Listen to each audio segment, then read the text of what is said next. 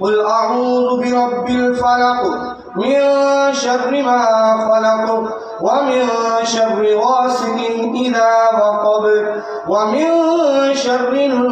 النفاثات في العقد ومن شر حاسد إذا حسد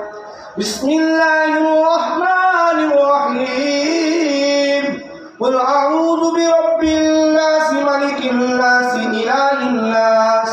من شر الوسواس الخناس الذي يوسوس في صدور الناس من الجنة والناس